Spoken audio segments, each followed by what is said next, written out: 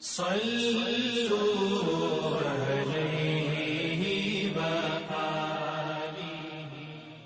اللہ الرحمن الرحیم۔ عبداللہ بن عباس سے ابو سفیان بن حرب نے یہ واقعہ بیان کیا کہ ہرقل یعنی شاہ روم نے ان کے پاس قریش کے قافلے میں ایک آدمی بلانے کو بھیجا۔ اس وقت یہ لوگ تجارت کے لیے ملک شام گئے ہوئے تھے۔ یہ وہ زمانہ تھا جب رسول اللہ صلی اللہ علیہ وآلہ وسلم نے قریش اور ابو سفیان سے ایک وقتی عہد کیا ہوا تھا۔ جب ابو سفیان اور دوسرے لوگ ہرقل کے پاس ایلیا پہنچے جہاں ہرقل نے دربار طلب کیا تھا، اس کے گرد روم کے بڑے بڑے علماء، وزراء اور عمراء بیٹھے ہوئے تھے۔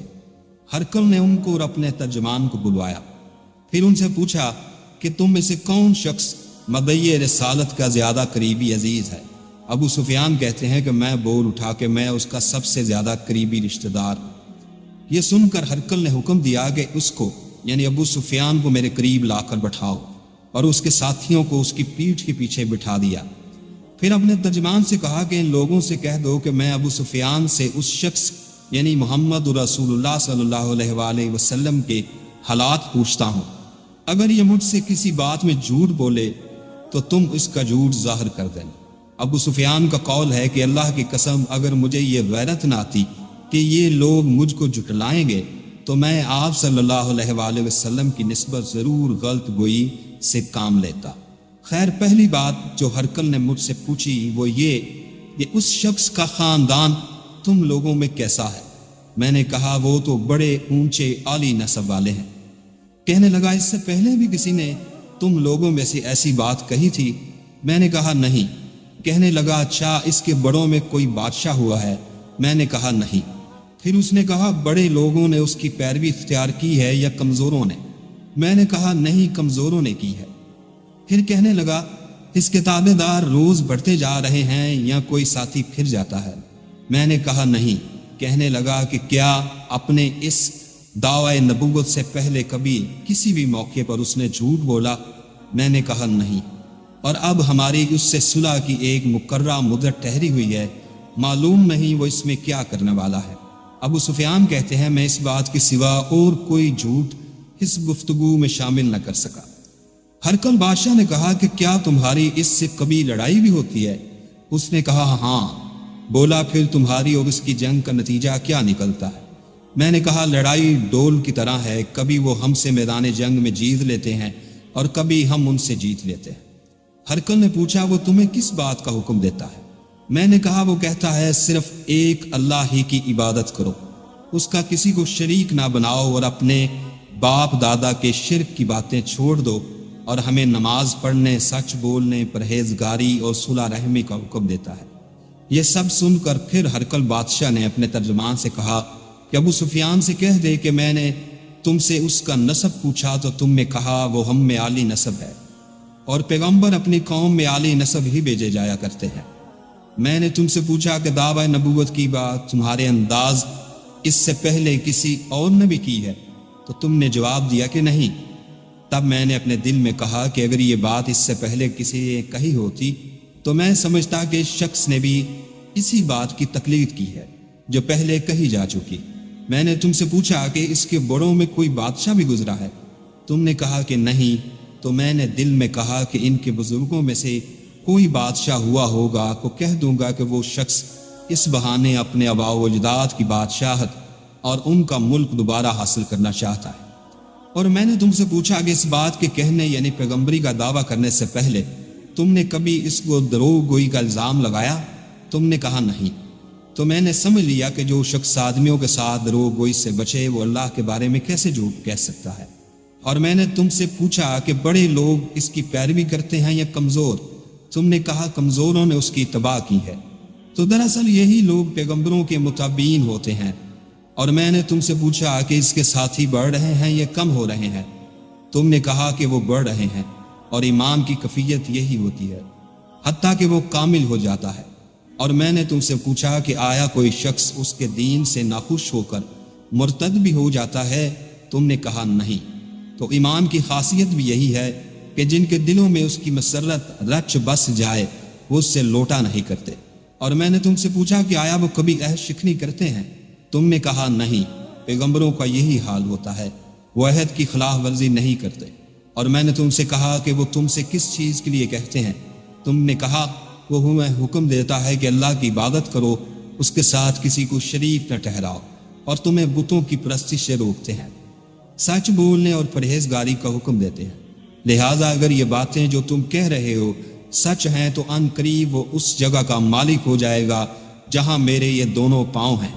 مجھے معلوم تھا کہ وہ پیغمبر آنے والا ہے، مگر مجھے یہ معلوم نہیں تھا کہ وہ تمہارے اندر ہوگا۔ اگر میں جانتا کہ اس تک پہنچ سکوں گا تو اس سے ملنے کے لیے ہر تکلیف گوارا کرتا۔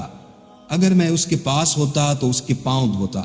ہرقل نے رسول اللہ صلی اللہ علیہ وآلہ وسلم کا وہ خط منگایا جو آپ نے دحیہ کلبی رضی اللہ تعالیٰ عنہ کے ذریعے حاکم بصرہ کے پاس بھیجا تھا، اور اس نے وہ ہرقل کے پاس بھیج دیا، اور پھر اس کو پڑھا تو اس میں لکھا تھا، اللہ کے نام کے ساتھ جو نہایت مہربان اور رحم کرنے والا ہے۔ اللہ کے بندے اور اس کے پیغمبر محمد صلی اللہ علیہ وآلہ وسلم کی طرف سے یہ خط شاہ روم کے لیے ہے۔ اس شخص پر سلام ہو جو ہدایت کی پیروی کرے۔ اس کے بعد میں آپ کے سامنے دعوت اسلام پیش کرتا ہوں۔ اگر آپ اسلام لے آئیں گے تو دین و دنیا میں سلامتی نصیب ہوگی، اللہ آپ کو دوہرا ثواب دے گا، اور اگر آپ میری دعوت سے روگردانی کریں گے تو آپ کی رعایا کا گناہ بھی آپ ہی پر ہوگا۔ اور اے اہل کتاب، ایک ایسی بات پر آ جاؤ جو تو ہمارے اور تمہارے درمیان یکساں ہے، وہ یہ کہ ہم اللہ کے سوا کسی کی عبادت نہ کریں اور کسی کو اس کا شریک نہ ٹھہرائیں، نہ ہم میں سے کوئی کسی کو اللہ کے سوا اپنا رب بنائے۔ پھر اگر وہ اہل کتاب اس بات سے منہ پھیر لیں تو مسلمانوں تم ان سے کہہ دو کہ تم مانو یا نہ مانو، ہم تو ایک اللہ کے اطاعت گزار ہیں۔ ابو سفیان کہتے ہیں کہ جب ہرقل نے جو کچھ کہنا تھا کہہ دیا اور خط پڑھ کر فارغ ہوا تو اس کے ارد گرد بہت شور و غوغا ہوا، بہت سی آوازیں اٹھیں اور ہمیں باہر نکال دیا گیا۔ تب میں نے اپنے ساتھیوں سے کہا کہ ابو کبشہ کے بیٹے نبی کریم صلی اللہ علیہ وآلہ وسلم کا معاملہ تو بہت بڑھ گیا ہے، دیکھو تو اس سے بنی اسفر روم کا بادشاہ بھی ڈرتا ہے۔ مجھے اس وقت سے اس بات کا یقین ہو گیا کہ نبی کریم صلی اللہ علیہ وآلہ وسلم ان قریب غالب ہو کر رہیں گے، حتیٰ کہ اللہ نے مجھے مسلمان کر دیا۔ راوی بیان کرتا ہے کہ ابن ناتور ایلیا کا حاکم ہرقل کا مصاحب اور شام کے نصارہ کا لاٹ پادری بیان کرتا تھا کہ ہرقل جب ایلیا آیا ایک دن صبح کو پریشان اٹھا تو اس کے درباریوں نے دریافت کیا کہ آج ہم آپ کی حالت بدلی ہوئی پاتے ہیں، کیا وجہ ہے؟ ابن ناتور کا بیان ہے کہ ہرقل نجومی تھا، علم نجوم میں وہ پوری مہارت رکھتا تھا۔ اس نے اپنے ہم نشینیوں کو بتایا کہ میں نے آج رات ستاروں پر نظر ڈالی تو دیکھا کہ ختنہ کرنے والوں کا بادشاہ ہمارے ملک پر غالب آ گیا ہے، بھلا اس زمانے میں کون لوگ ختنہ کرتے ہیں؟ انہوں نے کہا کہ یہود کے سوا کوئی ختنہ نہیں کرتا، سو ان کی وجہ سے پریشان نہ ہوں۔ سلطنت کے تمام شہروں میں یہ حکم لکھ بھیجیے کہ وہاں جتنے یہودی ہوں سب قتل کر دیے جائیں۔ وہ لوگ انہی باتوں میں مشغول تھے کہ ہرقل کے پاس ایک آدمی لایا گیا جسے شاہ غسان نے بھیجا تھا۔ اس نے رسول اللہ صلی اللہ علیہ وآلہ وسلم کے حالات بیان کیے۔ جب ہرقل نے سارے حالات سن لیے تو کہا کہ جا کے دیکھو وہ ختنہ کیے ہوئے ہے یا نہیں۔ انہوں نے اسے دیکھا تو بتلایا کہ وہ ختنہ کیا ہوا ہے۔ ہرقل نے جب اس شخص سے عرب کے بارے میں پوچھا تو اس نے بتایا کہ وہ ختنہ کرتے ہیں۔ تب ہرقل نے کہا کہ یہی محمد صلی اللہ علیہ وآلہ وسلم اس امت کے بادشاہ ہیں جو پیدا ہو چکے ہیں۔ پھر اس نے اپنے ایک دوست کو رمیہ خط لکھا اور وہ بھی علم نجوم میں ہرقل کی طرح ماہر تھا۔ پھر وہاں سے کل حمص چلا گیا، ابھی حمص سے نکلا نہیں تھا کہ اس کے دوست کا خط اس کے جواب میں آ گیا۔ اس کی رائے بھی نبی کریم صلی اللہ علیہ وآلہ وسلم کے ظہور کے بارے میں ہرقل کے موافق تھی کہ محمد صلی اللہ علیہ وآلہ وسلم واقعی پیغمبر ہیں۔ اس کے بعد ہرقل نے روم کے بڑے آدمیوں کو اپنے حمص کے محل میں طلب کیا اور اس کے حکم سے محل کے دروازے بند کر لیے گئے۔ پھر وہ اپنے خاص محل میں باہر آیا اور کہا، اے روم والوں، کیا ہدایت اور کامیابی میں کچھ حصہ تمہارے لیے بھی ہے؟ اگر تم اپنی سلطنت کی بقا چاہتے ہو تو پھر اس نبی کی بیعت کر لو اور مسلمان ہو جاؤ۔ یہ سننا تھا کہ وہ لوگ وحشی گدھوں کی طرح دروازوں کی طرف دوڑے مگر انہیں بند پایا۔ آخر جب ہرقل نے اس بات سے ان کی یہ نفرت دیکھی اور ان کے ایمان لانے سے مایوس ہو گیا تو کہنے لگا کہ ان لوگوں کو میرے پاس لاؤ۔ جب وہ دوبارہ آئے تو اس نے کہا کہ میں نے جو بات کہی تھی اس سے تمہاری دینی پختگی کی آزمائش مقصود تھی، سو وہ میں نے دیکھ لی۔ تب یہ بات سن کر وہ سب کے سب اس کے سامنے سجدے میں گر پڑے اور اس سے خوش ہو گئے۔ بالآخر ہرقل کی آخری حالت یہی رہی۔